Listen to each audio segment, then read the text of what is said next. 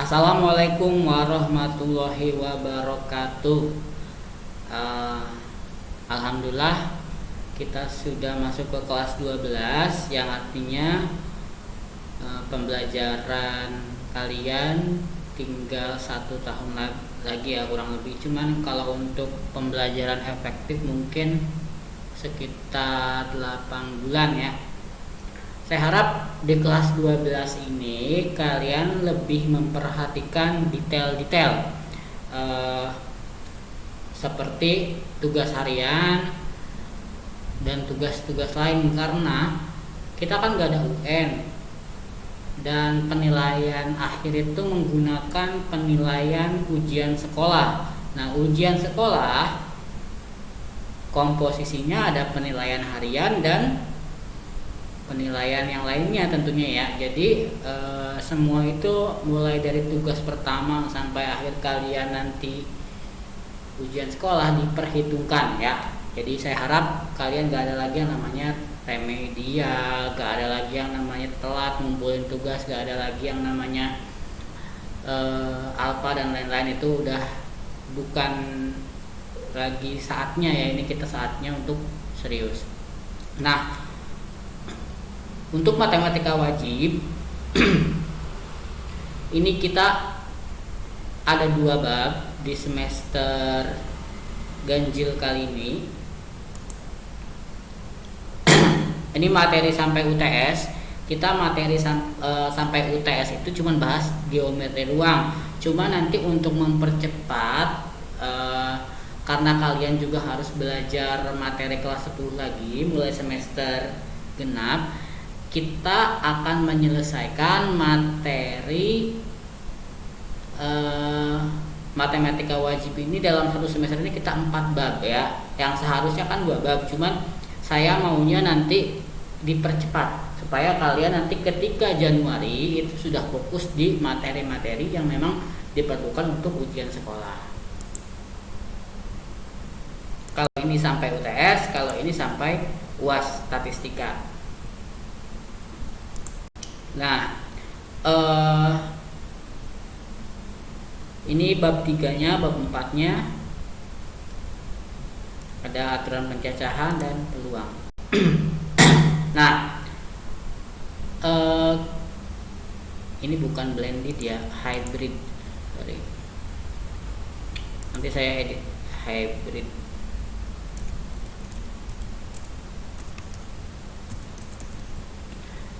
Untuk pembelajaran, ketika kita daring sepenuhnya, maka ada 3 media yang akan kita pakai, khususnya di pelajaran saya ya. Ada YouTube, Zoom meeting, dan alatnya nanti ujian. Begitupun dengan hybrid ditambah pertemuan kelas. Yang di pertemuan kelas ini mungkin masih kita rencanakan karena menunggu situasi ya. Kalau luring sepenuhnya biasanya kalau pandemi sudah tidak sudah aman, bukan aman sih, masih sudah berkurang, nanti kita akan luring sepenuhnya seperti itu. Jadi kalian jangan khawatir, kita akan mensiasati pembelajaran kita seperti biasa, walaupun tidak luring sepenuhnya, nanti akan dikombin. Nah, untuk kelas 12 ini saya perbesar dulu ya. Untuk kehadiran, batas absen itu 2 kali. Saya mau 2 kali. Kalau misalkan 2-3 kali saya nanti ngasih peringatan ya. Sakit itu sakit tidak wajar, atau artinya ada teman kalian yang seminggu sekali sakit. Ini di sini kita konteksnya luring ya, mungkin ya. Kalau misalkan untuk daring, walaupun sakit seenggaknya absensi tetap berjalan ya. Jadi tidak ada alasan. Kalau saya maunya kalau misalkan ada, atau misalkan kasus yang setiap seminggu sekali sakit, atau ketika pertemuan Rabu sakit, Kamis masuk, nah itu kan artinya tidak wajar. Dan saya maunya itu pakai surat keterangan ya. Jadi saya tahu penyakitnya apa, jadi kita maklumi istilahnya. Untuk penilaian penilaian itu ada tugas itu 40%, ada kuis, UTS, UAS. Kuis, UTS, UAS itu nilainya sama. Jadi kalian ketika mengerjakan ulangan harian itu setara poinnya dengan UTS dan UAS. Sementara untuk tugas akan lebih besar poinnya karena tugas itu kan pekerjaan harian ya. Contohnya gini aja dah, seperti yang kemarin. Ketika kalian disuruh menulis, mencatat, itu sebenarnya kan bukan mencatat sehari di kebut ya, artinya kalian setiap ada pembelajaran seperti ini dicatat, jadi supaya nanti saya tahu kalian apakah melihat videonya, apakah tidak gitu. Beda, nanti akan beda penilaian akhirnya ya. Nah, masuk ke materi. Untuk geometri ruang, kalian tinggal buka lagi pembelajaran SMP ya. Bangun ruang SMP ya. Cuman ini kalau geometri ruang itu kita fokusnya di balok, kubus, limas ya. Cuman 3 itu aja. Nah, untuk kompetensi dasarnya akan ada 2 penilaian. Yang pertama, mendeskripsikan jarak dalam ruang. Jadi kalian harus bisa menentukan jarak antar titik, jarak titik ke garis, dan jarak titik ke bidang. Nanti penilaian pertama akan di ranah ketiga itu. Penilaian yang kedua atau kompetensi dasar kedua, menentukan jarak dalam ruang. Nah, jarak itu kalau yang pertama mendeskripsikan. Jadi kalau mendeskripsikan itu tidak harus menghitung, kalian bisa aja menggambar, kalian bisa aja menyebutkan. Kalau menentukan jarak, otomatis kalian menghitung karena kalian harus tahu. Jadi dia ada sisi analisisnya, ada sisi perhitungannya ya. Nah, sebelum masuk ke geometri ruang, kita akan belajar yang namanya postulat atau teorema sederhana. Jadi postulat itu sesuatu atau sebuah teorema yang harus kita buktikan. Jadi postulat ini benar kalau sudah kita buktikan. Kalau misalkan masih begini, sebuah garis paling sedikit terdiri atas 2 titik. Jadi masih kita harus kita buktikan ya ke contoh soal yang mana atau ke bidang yang mana yang akan kita ini. Biasanya nanti kalian membuktikan sebuah geometri ruang atau sebuah dimensi 3 itu emang benar-benar kongruen atau emang benar-benar dia sebangun itu dengan postulat-postulat ini. Jadi kalian tidak lagi menghitung ini benar apa enggak nih, misalkan ini luasnya berapa, tidak. Hanya dengan menggunakan postulat sebuah analisis akan terbukti. Nah, ini kalian bisa cari ya, sebenarnya postulat ada ratusan, cuman kita tidak wajib mempelajarinya, atau di SMA mungkin tidak diperdalam ya. Nah, kalau teorema ini, kalau postulat itu sama dengan aksioma ya kalau di kita, atau dalil. Teorema nih, kalau postulat kita tidak harus membuktikan karena emang dari sananya seperti itu. Tapi cuman kalau teorema, nah kita harus membuktikan lagi nih ya. Jika 2 bidang saling memotong, maka perpotongannya adalah sebuah titik. Misalkan ini kita teorema ini, cuma kita harus buktikan lagi di bidang yang mana gitu. Kalau postulat tidak usah dibuktikan, sebuah garis paling sedikit terdiri dari 2 titik misalkan kita punya 2 titik ya, kalau kita tarik kan dari titik ke titik kan akan membentuk sebuah garis ya. Jadi postulat itu sudah pasti benar, kalau teorema itu perlu dibuktikan kebenarannya. Nah, contoh kita yang basic aja dulu, belum hitungan ya kita ya. Contoh, jika 2 bidang saling memotong, maka perpotongannya adalah sebuah titik. Misalkan kita punya bidang ya, ketika bidang itu memotong, benar gak perpotongannya itu menciptakan sebuah titik. Nah, kita nggak usah gambar sebenarnya kalau ini, cuma kita bisa pakai teorema-teorema yang berlaku. Misalnya kita diketahuinya apa dulu? Diketahui kan dua garis, ya. Bidang kan terdiri dari garis. Bidang,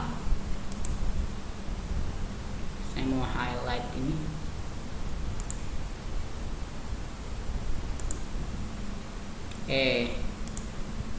Mana sih yang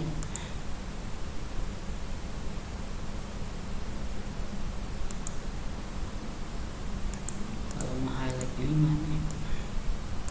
Oke.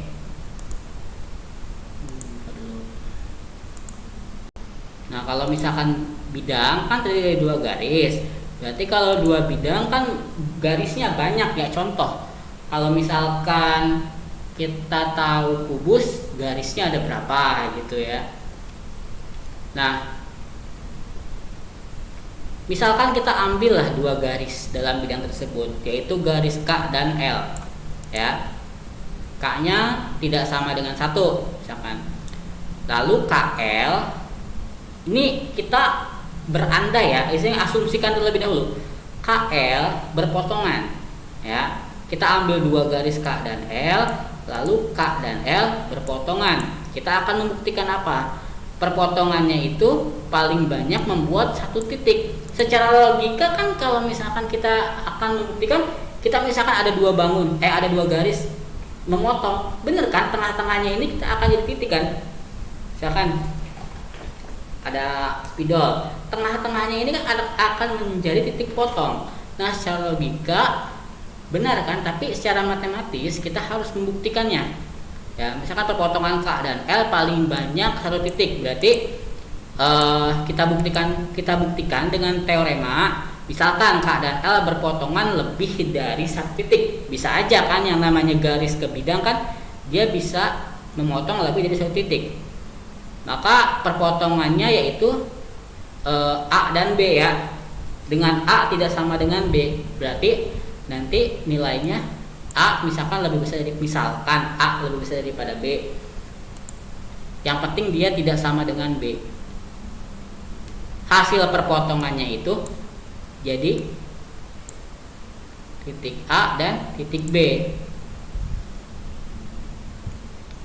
A berarti titik potong. Kalau A memotong B, berarti A titik potong. Kan berarti si A ini elemen dari K dan L, karena K dan L kan garis, A dan B kan titik garis tercipta dari titik kan, berarti si A ini merupakan titik potong. B juga titik potong karena dia elemen dari si K dan L. Nah, karena A dan B titik potong, nah maka A dan B itu dinyatakan dalam satu garis, karena A dan B ini elemen dari K dan L ya. K punya elemen A dan B, L punya elemen dan A dan B. Maka dari itu K disebut juga sama dengan L gitu. Misalkan si garis K ini dia dibuat dari titik A dan B, si garis L ini dia terbuat dari titik A dan B, maka K dinyatakan sama dengan L walaupun kita nggak tahu seberapa panjangnya ya. Kalau di geometri analisis itu membuktikan itu jangankan pakai teorema, kalau gambar berbeda gambar itu belum tentu berbeda. Kalau kita membuktikan dengan teorema dan lalu nyala gini dulu, baik.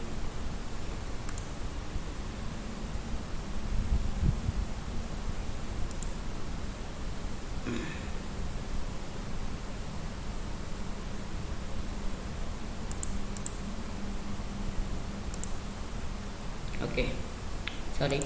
Kalau kita membuktikan dengan teorema dan aksioma itu bisa jadi yang tadinya tidak sebangun bisa jadi sebangun, karena teorema dan aksioma lebih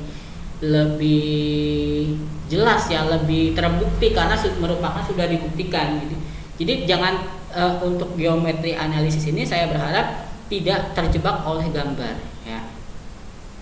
Nah, hal ini kontradiksi dengan yang diketahui sehingga diketahuinya salah. Jadi harusnya perpotongan K dan L paling banyak 1 titik ya. Perpotongan ini maksudnya perpotongan K dan L, andaikan K dan L berpotongan lebih dari 1 titik. Tidak benar ya. Jadi hasilnya benar, tapi cuman di sini kontradiksi itu maksudnya ketika kita memisahkan sesuatu ternyata hasil akhirnya salah, maka dia disebutnya kontradiksi walaupun nanti hasilnya benar. Bangun ruang, mungkin kalian pernah belajar waktu SD ya, yang namanya bangun ruang. Jadi bangun ruang itu mempunyai unsur-unsur ya.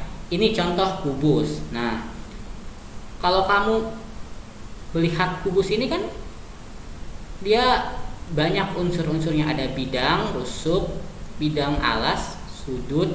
Yang akan kita bahas atau yang paling banyak kita bahas mungkin nanti rusuk seperti itu. Tapi nanti kalian harus tahu, sebelum kalian berhitung kalian harus tahu unsur-unsur bangun ruang tersebut. Nah, contoh di sini ada A B C D E F G H. Nah, A B C D E F G H ini disebut titik ya. A B C D E F G H ini disebut titik karena dia merupakan suatu unsur-unsur pembangunnya. Dari A ke B, titik ke titik kan tadi postulatnya dapat membuat sebuah garis ya. Jadi yang disebut titik itu yang ini, yang satuan ini. Sudut itu sama juga, sudut A, sudut B, sudut C, sudut D. Nah, kalau misalkan rusuk itu sama dengan panjang ini, panjang garisnya. AB ini disebutnya rusuk ya, BC ini disebutnya rusuk, BF disebutnya rusuk. Kalau misalkan kubus semua rusuknya sama. Kalau sisi bagaimana? Sisi itu AB, CD itu sisi namanya. AB, FE itu sisi ya.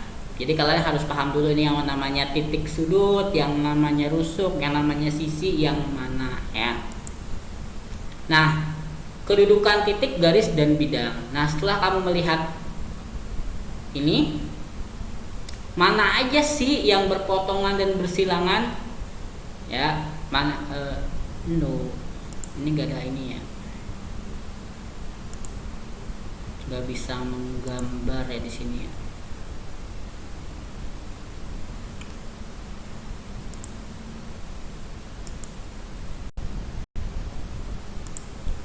Maksud saya pengen zoom itu kan supaya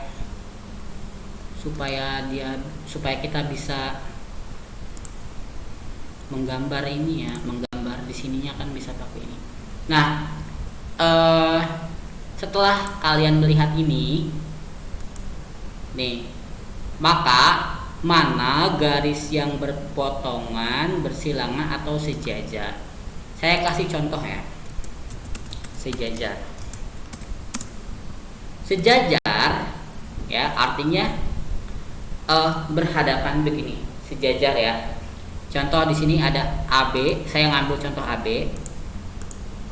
Sejajar itu AB dan CD ya. AB dan CD itu sejajar. Mana lagi?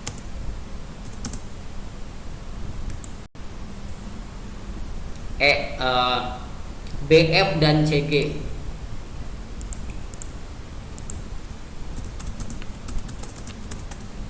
itu namanya sejajar. Berpotongan. Nah, saya kasih tahu ciri berpotongan adalah mempunyai titik potong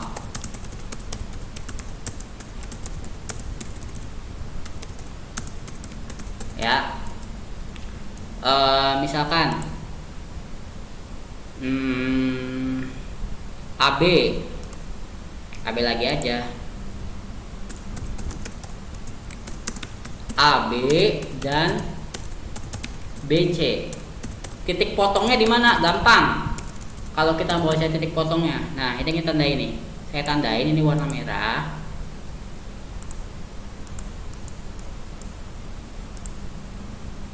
Ciri berpotongan adalah dia mempunyai titik potong.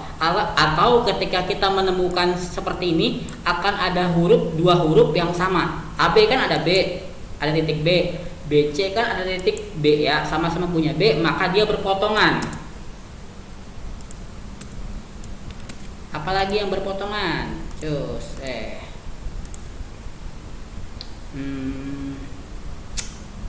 AE dan EF. AE dan EF. Nah ini karena dia sama-sama punya E, maka dia berpotongan. Berpotongannya di mana? Di titik E lah. Bersilangan, jangan kebalik, awas. Bersilangan artinya tidak bertemu. Kalau berpotongan dia bertemu, atau pokoknya memotong pas ketemu nabrak gitu. Kalau bersilangan artinya dia tidak bertemu. Yang satu kemana, yang satu kemana. Misalkan AB bersilangan dengan apa? Bersilangan dengan CG. AB dan CG. Sama-sama gak ada titik yang sama ya.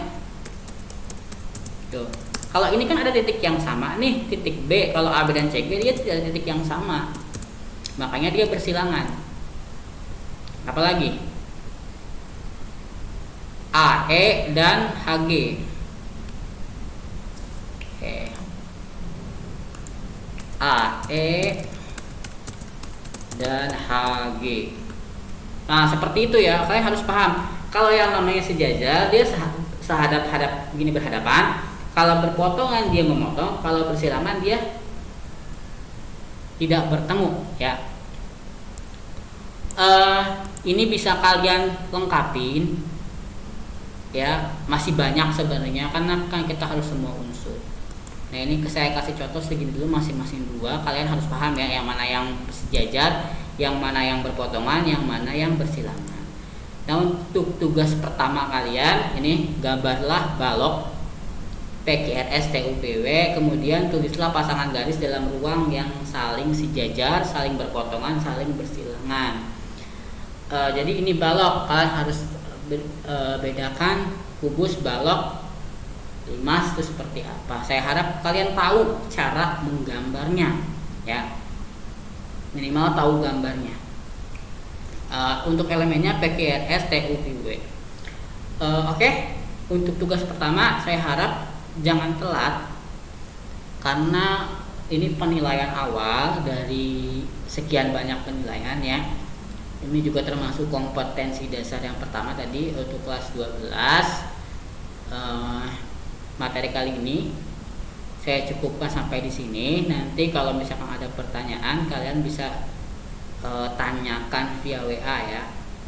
Cukup sekian. Wassalamualaikum warahmatullahi wabarakatuh.